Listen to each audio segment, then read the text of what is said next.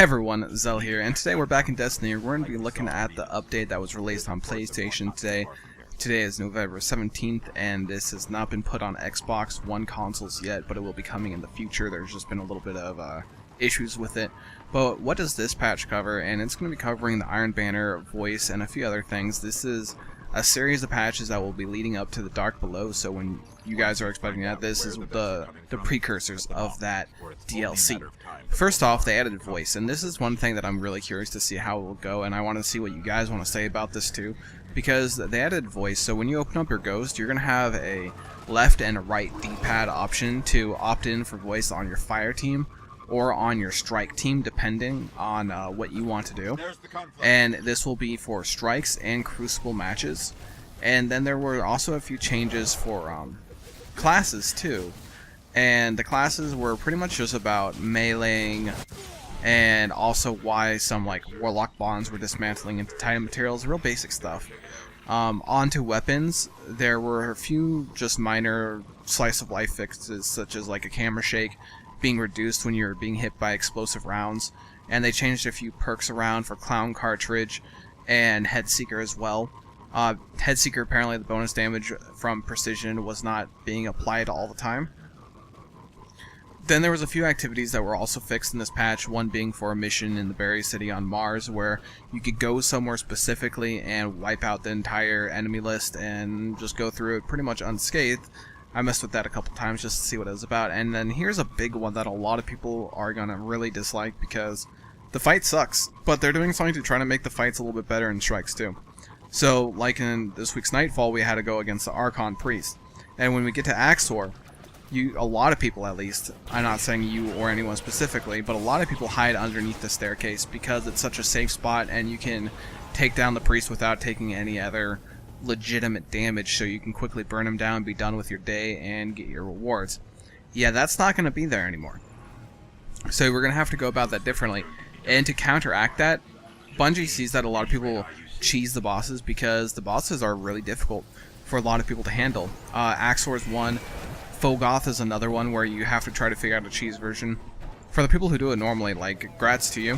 For myself, I'll try it once or twice normally. Once I fail, I'm going to continue this how I want to continue this. But what they're going to be doing is they're going to be reducing the scale of difficulty for less than 3-player fire teams, so that when you go into a strike with only 1 or 2 people, it's going to scale it to 1 or 2 people. It's not like there's going to be a third person who's not actually there for you like it has been in the past. The other thing that they're fixing is in heroics. They're fixing an issue which engrams earned during the daily and weeklies, whatever, and also the strike playlist would be applied into your inventory after you get out of the strike, so you didn't actually know what engrams you're getting necessarily. You'd get a random legendary engram, or more likely just a lot of blue decoherent engrams, just kind of for free, and that was kind of an interesting thing. So they're putting that into the post-game Carnage report, and we're going to have that information available to us. Now, the other thing that they're changing here, which a lot of people are interested in, is the Iron Banner. Now, the first time Iron Banner was released, there was a lot of things wrong with it, and people were very displeased with it. So they're coming out with Iron Banner 2.0, and it's going to change a little bit from what it was beforehand. First off, if you're below level 20, you cannot enter the Iron Banner unless you have someone above level 20 in your fire team. And they're going to have to be the leader and bring you in. Secondly, Lord Saladin, which is the NPC in the gated area that's currently blocked off, will have 5 reputation ranks instead of 3. Now, there's also going to be a few features that are being added, such as tempering and reforging. And those, a lot of people are really interested about and really like the ideas behind what they are. It's pretty much a way to take your stats on an item and re-roll them, but in the process you lose all experience on the item, so pretty much you get a fresh piece of armor that has better stats that you want, hopefully. I'm not really sure if it's going to be completely randomized or not. I haven't looked into all the details yet, but I do know the basics, and that's the basics for you. Other than that, there's a few fixes to cinematics which are relatively minor and don't really appeal to anyone unless you're speaking in a different language, which most likely you're not going to be listening to me if that is the case. And then a few destinations have been changed, such as with combatants and things like that that are changing around a little bit. The Vex Cyclops and Hive Shriekers, the stationary health bars were not updating properly, and they were reducing the number of stealth sword vandals that spawn on lower difficulties, because sometimes you just get overwhelmed and get killed so quickly because of them. Now there's another thing that's changing that's really cool about the different patrols, and that's the public events will occur about 15% more frequently in all public spaces.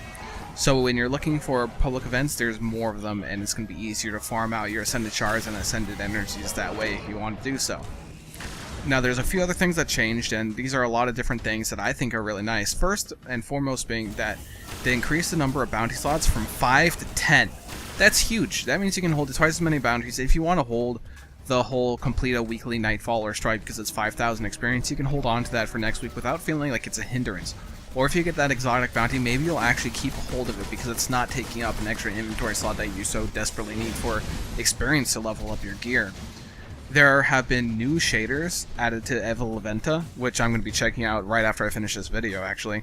So I'm really curious on how that's going to go. And also with that, there's going to be shader functionality previews and like how they look on your character rather than just knowing the colors, and how they're not going to be applied, because a lot of shaders are very misleading with how the colors actually are applied to your character, depending on if you're wearing metal, cloth, or like leather, depending on which class you are. There have been a whole bunch of emblems throughout the map and world that have changed. Like big change that I noticed is when you're doing a collect 200 shards or tiers or whatever you might have to collect, instead of being a circle, now it's now a diamond, and they changed a lot of different little emblems to make them look a little bit more Destiny-like, which is nice, and they fixed a whole bunch of other issues with that.